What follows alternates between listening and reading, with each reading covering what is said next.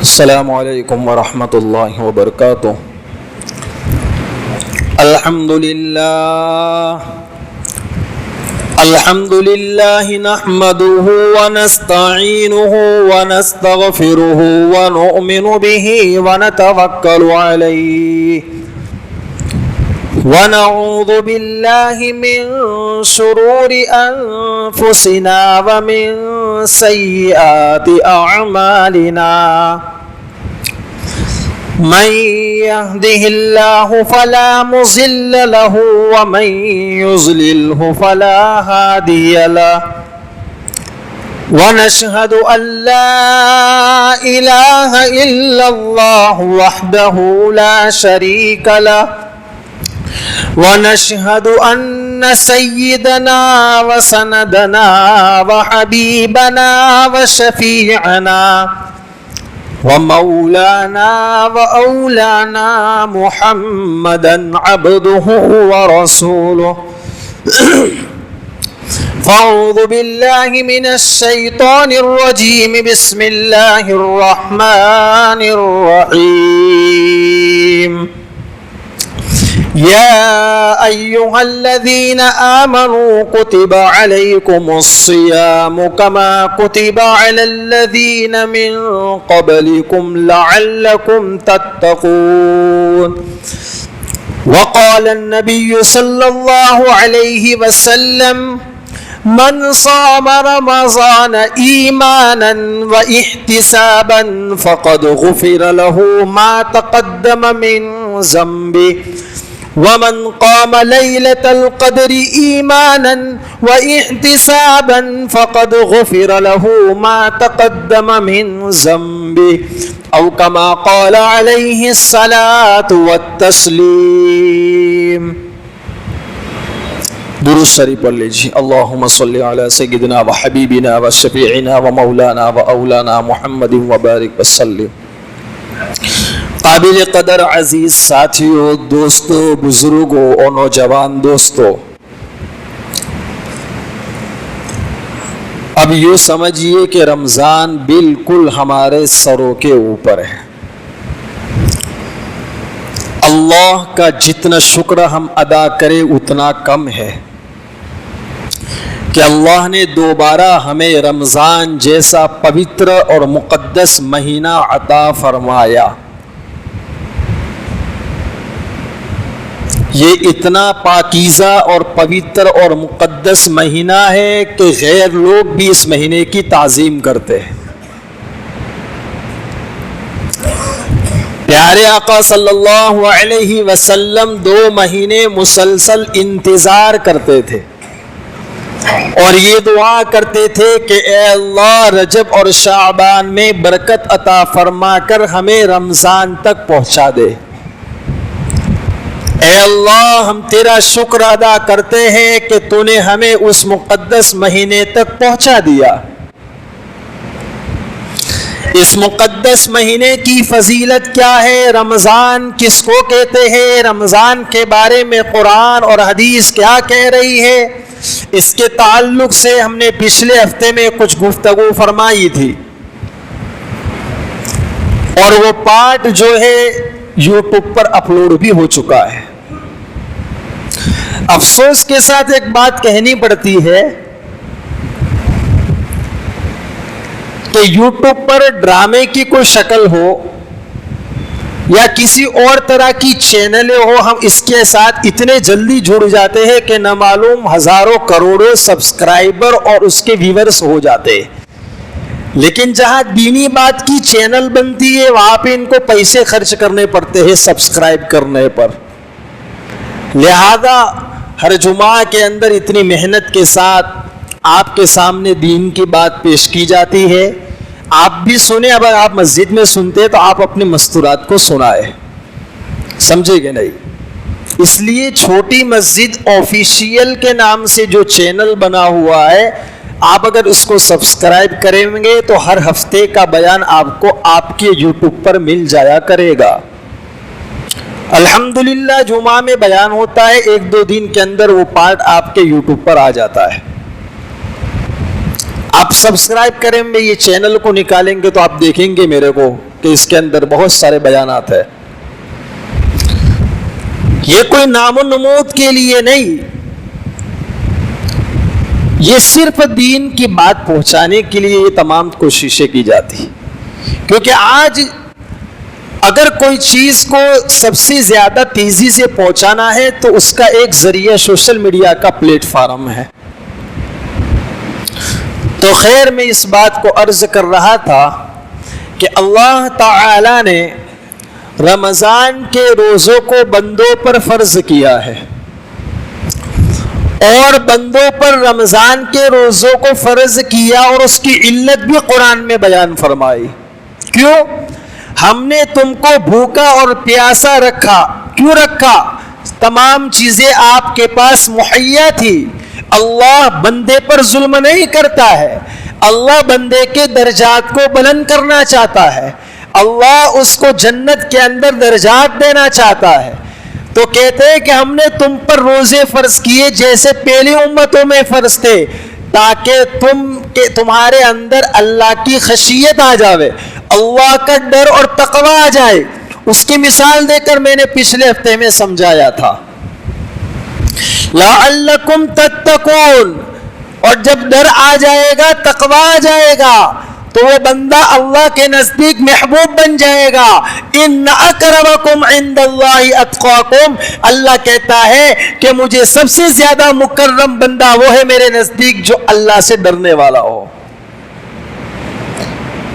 اور بندہ جب روزہ رکھتا ہے، سحری کرتا ہے، اپنے آپ کو صبح صادق سے لے کر غروب آفتاب تک بھوکا رکھتا ہے، تو واقعتاً اس کے دل میں اللہ کا ڈر ہوتا ہے کہ تمام چیزیں سامنے ہونے کے باوجود اپنے آپ کو روکے رکھتا ہے. جب تک افطاری کا اعلان نہیں سنے گا، اگر کان میں نہیں پڑے گا تو فون کرے گا، افطار کا وقت ہوا کہ نہیں ہوا. اس کو معلوم ہے کہ جب پورے دن اپنے آپ کو بھوکا رکھا تو 1-2 منٹ کیوں صبر نہ کروں. حالانکہ 5 منٹ پہلے صبر نہیں ہوتا ہے، انسان سوچتا ہے کب آواز دے دے. بعض مرتبہ گھڑی میں 1-2 منٹ آگے پیچھے ہوتا ہے تو بولتا ہے ہماری گھڑی میں ٹائم ہو گیا، مسجد سے ابھی تک اعلان نہیں ہوا. پورے دن صبر ہوگا، لیکن آخری جو گھڑی ہے اس کے اندر انسان بے قابو ہو جاتا ہے. اور زیادہ تر تمباکو کھانے والے تو اور بھی زیادہ بے قابو ہو جاتے ہیں، سگریٹ اور بیڑی پینے والے تو اور بھی زیادہ بے قابو ہو جاتے ہیں. کوئی پورے دن ملتا نہیں ہے نا تو تمام کا تمام غصہ کس پہ نکال دیتے؟ گھر کی مستورات پر. بھائی ایسا نہ کیجیے، اتنی سخت عادت نہ بنائیے. سمجھ میں آئے کہ نہیں؟ خیر، تو اللہ کہتا ہے ان اکرمکم عند اللہ اتقاکم. میرے نزدیک سید، بڑے بڑے خاندان والے، برادری والے، یہ تو ایک صرف جان پہچان کے لیے. اللہ کے نزدیک سید اور پٹھان اور شیخ انصاری نہیں دیکھا جائے گا. اللہ کے نزدیک یہ دیکھا جائے گا کون مجھ سے زیادہ ڈرنے والا تھا، کون مجھ سے زیادہ ڈرنے والا تھا. اس لیے اللہ کے رسول نے فرمایا من صام رمضان، جس نے رمضان کا روزہ رکھا ایمان کے ساتھ، واحتسابا، اور ثواب کی امید کرتے ہوئے، فقد غفر له ما تقدم من ذنبی، ہم اس کے پچھلے گناہوں کو معاف کر دیتے. سبحان اللہ. اللہ کی طرف سے کتنا بڑا انعام ہمیں دیا جا رہا ہے.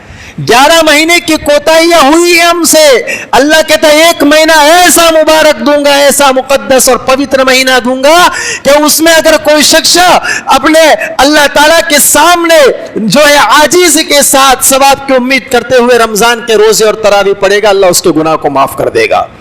پھر آگے فرمایا وَمَنْ قَامَ لَيْلَةَ الْقَدْرِ إِيمَانًا وَاحْتِسَابًا، اور جو لیلۃ القدر میں عبادت کے لیے کھڑا ہو جائے ایمان کے ساتھ اور ثواب کی امید کرتے ہوئے، ہم اس کے پچھلے گناہوں کو معاف فرما دیتے. ایک روایت میں آتا ہے کہ اللہ کے رسول صلی اللہ علیہ وسلم نے ارشاد فرمایا بنی آدم کے تمام اعمال اس کے لیے ہے، لیکن روزہ میرے لیے ہے، وَأَنَا أَجْزِي بِهِ، اور روزے کا بدلہ اللہ فرماتا ہے کہ خود میں اپنے بندوں کو دوں گا. کتنی بڑی عبادت. اللہ کہتا ہے کہ روزے کا بدلہ میں خود دوں گا. الصوم جنہ، اور آگے روایت میں ہے کہ روزہ جہنم سے بچنے کا ذریعہ ہے، ڈال ہے. پھر آگے اللہ کے رسول صلی اللہ علیہ وسلم ارشاد فرماتے ہیں لہذا روزے کی حالت میں گناہ سے بچو، غیبت سے بچو، جھوٹ سے بچو، تہمت لگانے سے بچو، الزام لگانے سے بچو، بد نظری سے بچو, ہاتھ کے گناہ سے بچو, پاؤں کے گناہ سے بچو. اگر تم کو کوئی پریشان کرے, تمہیں کوئی گالی گلوچ کرے, تو تم کہہ دو کہ میرا روزہ ہے. کیا کہہ دو؟ میرا روزہ. میں تجھ سے الجھنا نہیں چاہتا ہوں, میں تجھ سے الجھنا نہیں چاہتا ہوں. یہ اللہ کے رسول صلی اللہ علیہ وسلم کی روایت ہے, حدیث ہے. پھر آپ نے فرمایا کہ روزے دار کے لیے خوشخبری ہو کہ جب بندہ روزہ رکھتا ہے, اپنے آپ کو اللہ کے لیے پیاسا رکھتا ہے, بھوکا رکھتا ہے, بیوی سے اپنے آپ کو دور رکھتا ہے, فرمایا کہ کل قیامت کے دن اللہ اس کا استقبال کرے گا کہ جنت کے اندر ایک دروازہ ہے جو صرف روزے داروں کے لیے, جس کو باب الریان کہا جاتا ہے. اس سے صرف روزے دار داخل ہوگا, کسی اور کو داخل ہونے کی اجازت قطعاً نہیں ہوگی. جو روزہ جس نے اللہ کے لیے اپنے آپ کو پیاسا اور بھوکا رکھا ہوگا, اس کا دوسری کوئی غرض نہیں ہوگی, کوئی مفاد نہیں ہوگا. اللہ اس باب الریان سے جو جنت کا ایک دروازہ ہے اس میں روزے دار کو داخل کرے گا. چنانچہ روزے کی حالت میں اپنے آپ کو صرف بھوکا اور پیاسا اور بیوی سے اپنے آپ کو دور رکھنے کے ساتھ ساتھ گناہوں سے اپنے آپ کو بچانا ہے. کیونکہ روزے کی جو حقیقت ہے, روزے کا جو معیار ہے, سمجھے کہ نہیں, گناہ کرنے کی وجہ سے روزے کی جو حقیقت ہے وہ بدل جاتی ہے. آپ کا فرض آپ کے ذمے سے ساقط ہو جائے گا, آپ کا روزہ ادا ہو جائے گا, لیکن اس پر جو اجر و ثواب ملنے والا ہے وہ اجر و ثواب میں کمی آ جاتی.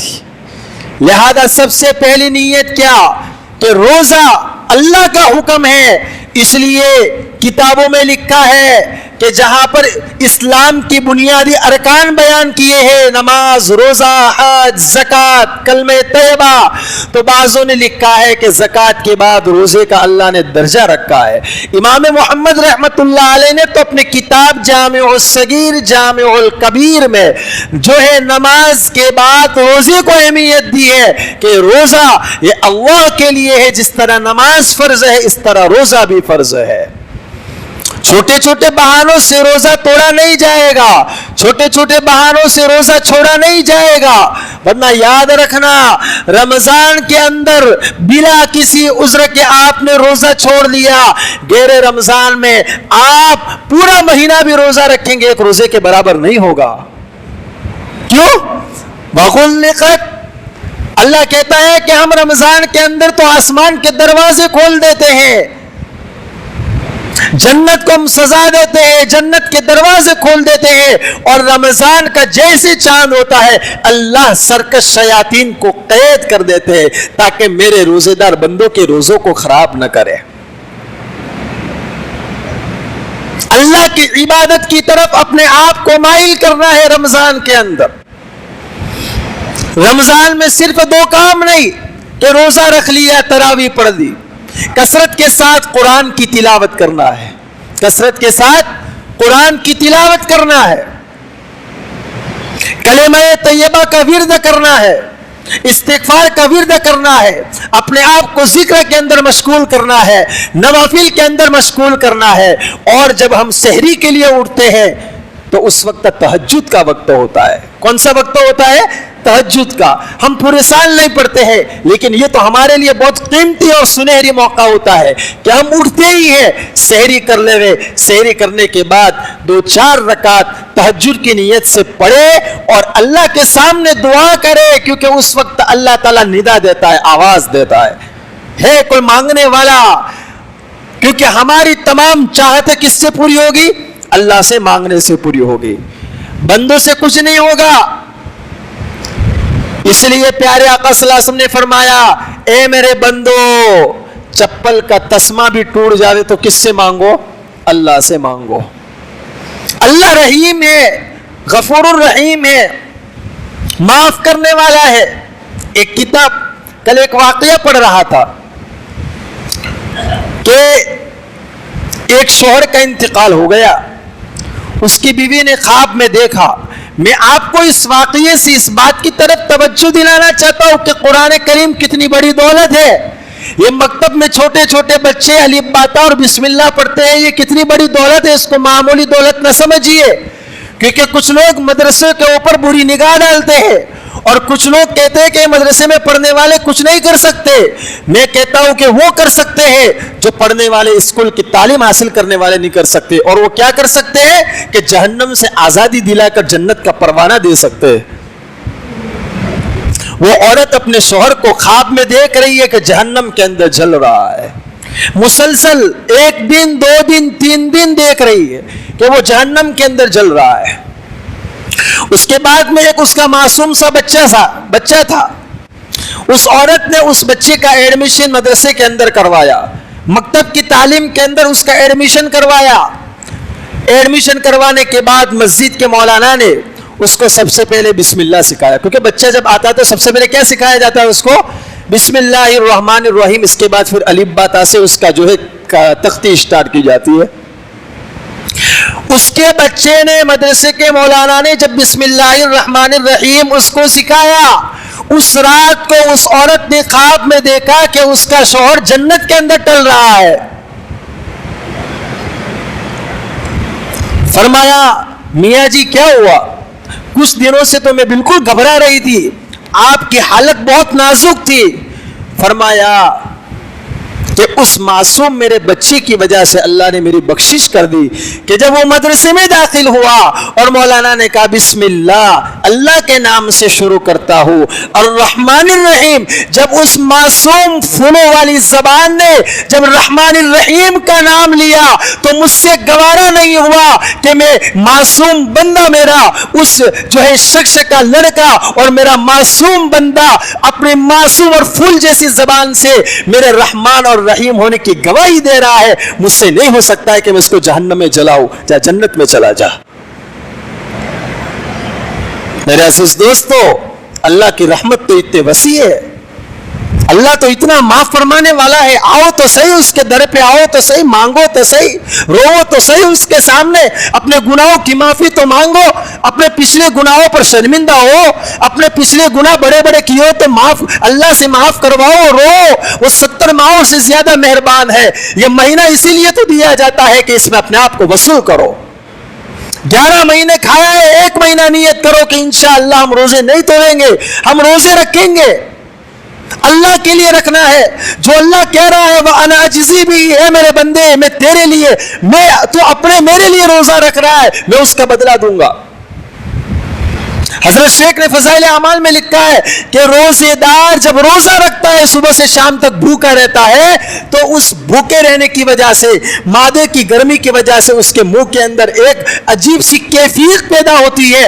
وہ کیفیت تیرے نزدیک معمولی ہو سکتی ہے, اللہ کہتا ہے میرا بندہ صبح سے شام تک بھوکا رہتا ہے اور اس کی وجہ سے اس کے منہ کی جو کیفیت ہوتی ہے وہ کیفیت اگرچہ وہ تجھے بدبو لگتی ہوگی لیکن اللہ کے نزدیک وہ تیری بدبو مشک سے زیادہ پسندیدہ ہے, مشک سے زیادہ پسندیدہ ہے اللہ کے نزدیک. اللہ وہ بدلہ عطا کرے گا کہ انسان سوچ نہیں سکتا. اس نے اللہ کے رسول صلی اللہ علیہ وسلم نے شاید فرمایا جس نے روزہ رکھا اور اس کے حدود کو جانا. اس کے حدود کو جاننے کا مطلب یہ ہے کہ جو شرعی حدود ہے یہ گناہ نہیں کرنا ہے, اگر یہ گناہ کروں گا تو حدود سے میں باہر نکل جاؤں گا. ان تمام گناہوں سے اگر بچتا ہے تو اللہ تعالیٰ اس کے پچھلے گناہوں کو معاف کر دیتے ہیں. کتابوں میں لکھا ہے کہ روزے کی 3 قسمیں ہیں, یعنی روزہ رکھنے والے 3 قسم پر ہے. وہ کیسے؟ فرمایا کہ ایک عام لوگوں کا روزہ, ایک خاص لوگوں کا روزہ اور ایک اخص الخواص کا روزہ. اب ہمیں ان تینوں قسموں کو سن کر فیصلہ کرنا ہے کہ کون سی قسم میں ہمیں داخل ہونا ہے. پہلی قسم عام لوگوں کا روزہ. عام لوگوں کا روزہ کیا ہے؟ جس نے سحری کر لی, سحری کرنے کے بعد نیت بھی کر لی یعنی روزہ رکھ لیا اور شام تک بھوکے پیاسے اور بیوی سے بالکل دور رہے اور تمام ان چیزوں سے بھی دور رہے جو روزے کو توڑنے والی ہے, لیکن غیبت کر رہے ہیں, روزہ رکھ کے جھوٹ بول رہے ہیں, روزہ رکھ کے دھندے کے اندر کاروبار میں ڈنڈی مار رہے ہیں, روزہ رکھ کے ٹی وی دیکھ رہے ہیں, فحش فلمیں دیکھ رہے ہیں, روزہ رکھ کے لوگوں کو تکلیف پہنچا رہے ہیں, پڑوسی کو ایذا دے رہے ہیں, تو یہ روزہ ہے روزہ. لیکن سوائے بھوکا اور پیاسا رہنے کے کچھ نہیں ہے, سوائے بھوکے اور پیاسا رہنے کے ذمے سے فرض ساقط ہو جائے گا، لیکن ایماناً و احتساباً، ایمان کی حالت میں ثواب کی امید کرتے ہوئے، جیسا ثواب ملنا چاہیے ایسا ثواب نہیں ملے گا۔ تو ایک تو یہ روزہ عام لوگوں کا ہے، اور دوسرا خاص لوگوں کا روزہ کہ جنہوں نے اپنے آپ کو پیاسا رکھا، بھوکا رکھا، اپنے آپ کو بیوی سے دور رکھا، اور ساتھ میں تمام اعضاء کے گناہوں سے اپنے آپ سے بچایا، ہاتھ کے گناہ سے، آنکھ کے گناہ سے، کان کے گناہ سے، پاؤں کے گناہ سے، پیٹ کے گناہ سے، شرمگاہ کے گناہ سے اپنے آپ کو بچایا، تو یہ خاص لوگوں کا روزہ ہے۔ اللہ ان کے لیے پروانہ دیتا ہے کہ یہ روزہ میرے لیے ہے، میں اس کا بدلہ دوں گا۔ فقط غفر له ما تقدم من ذنبه، یہ خاص لوگوں کا روزہ۔ اور تیسری قسم کا روزہ اخص الخواص کا، یہ اس سے بھی اعلیٰ کیٹیگری کا روزہ۔ تو پہلی قسم کا روزہ ناقص ہوا، اور دوسری قسم کا روزہ کامل ہوا، اور تیسری قسم کا روزہ جو بتا رہا وہ اکمل، یعنی اور زیادہ سب سے اعلیٰ قسم کا۔ اور وہ کیا ہے کہ دوسری قسم کا جو روزہ ہے، اپنے آپ کو تمام چیزوں سے دور رکھا، ہاتھ پاؤں کے گناہوں سے دور رکھا، اس کے ساتھ ساتھ دل کے گناہ سے بھی اپنے آپ کو بچایا، حسد سے اپنے آپ کو دور کر دیا، کینہ سے دور کر دیا، کسی کے بارے میں دشمنی ہے اس کو بھی دور کر دیا، سمجھے کہ نہیں، کسی کے بارے میں بغض ہے اس کو بھی دل سے نکال، بالکل صاف کر دیا۔ تو یہ اخص الخواص کا روزہ ہے۔ تو ہمیں چاہیے کہ ان تین قسموں میں سے کم دوسری قسم میں تو آ جاوے۔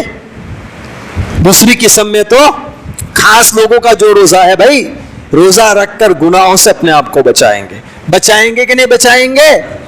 ہاں، اپنے آپ کو گناہوں سے بچانا ہے دوستو، تبھی تو جا کر روزے کے جو فضائل ہیں وہ مرتب ہوں گے، تبھی تو جا کر ہمیں وہ ثواب ملے گا جو اللہ تعالیٰ نے اپنے بندوں کے لیے تیار کر کے رکھا ہے۔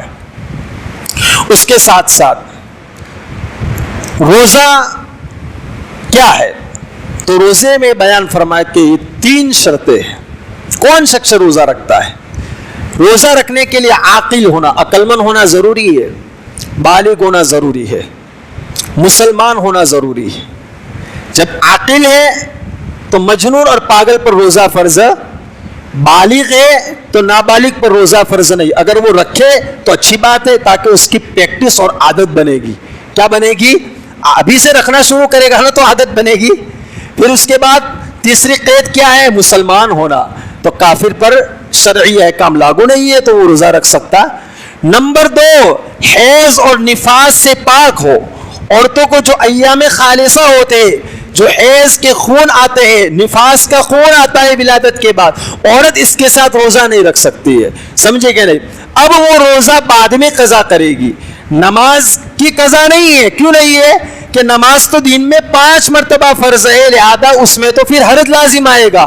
ہر مہینے میں 7 دن کی نمازیں قضا کرنی پڑے گی، لہذا نماز کی قضا نہیں ہے، لیکن روزہ سال میں ایک بار آتا ہے تو اس کی قضا کرنی پڑے گی۔ نمبر 3، نیت کرنا۔ روزے میں نیت کرنا کیا ہے؟ فرض اور شرطوں میں سے ہے۔ اب سوال یہ ہے کہ نیت کس طرح کی جائے گی؟